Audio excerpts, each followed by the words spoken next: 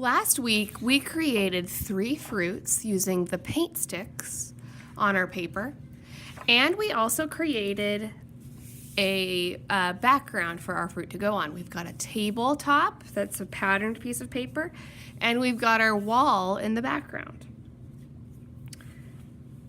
The first thing I'm going to do is I'm going to add some texture to my wall. You're going to pick a crayon color from your table, and you might want to test your color on the back to kind of see what it's going to look like.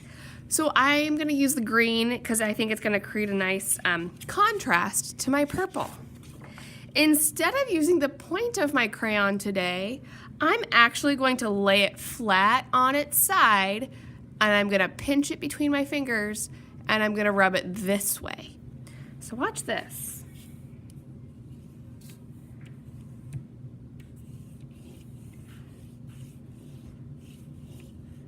I'm not coloring on top of my tablecloth. I'm just giving some texture to my background. Okay. So I can see purple and green on my page. I can put my crayon away. Then I'm going to get out my fruit and a pair of scissors, and I'm going to do my very best cutting around the edges of my fruit. If you've got a stem, it might be thick enough for you to cut around it.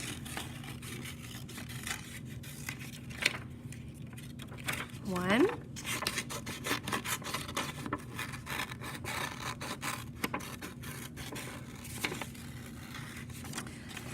Now, as you can see when I'm cutting, my cutting hand is just cutting. The left hand is my turning hand, and it is turning the paper for me.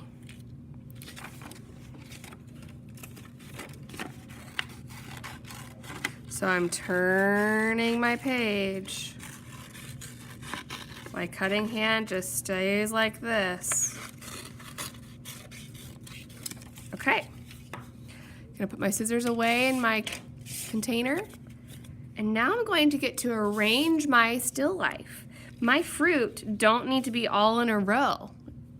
I think I'm going to have my pear back here and my apple and orange up front, and they might even overlap. Okay, I'm going to get out my glue stick and glue them down, making sure that I only have a little bit of glue to start. When I'm gluing with a glue stick, instead of just rubbing it around in the middle of my fruit, I'm going to run around the edge of my fruit and the stem, and then a little bit in the middle. So it's totally covered. Lay it on top and smooth it. Give it a little massage with my hand. And since the orange is underneath the apple, I'm going to do my orange first. Run around the edge and the middle. Massage. Run around the edge and the middle. And that is going to go in front. Massage.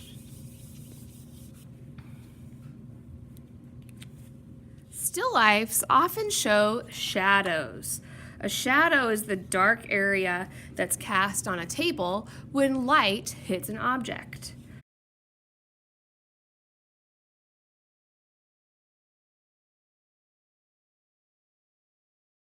Some shadows appear to be gray or black, even blue or purple.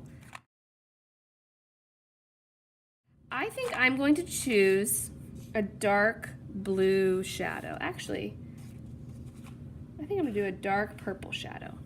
We're going to be using chalk for our shadows. So I'm going to choose a piece of chalk to use from my tray. And the shadow is always attached to the fruit. It's never separate.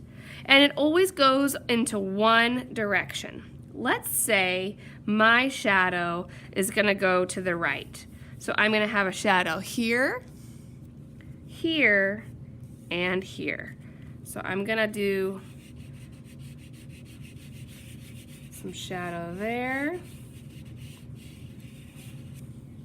and connect it here for an apple shadow, kind of making it round like the apple, and my orange shadow.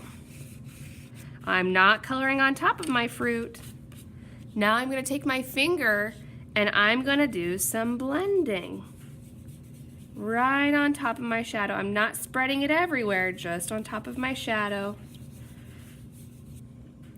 Okay, and any little dusties that you see, you can just go like this to get them off. We're not going to blow the chalk dust. Right on top of my shadow. Ooh, look how smooth it looks.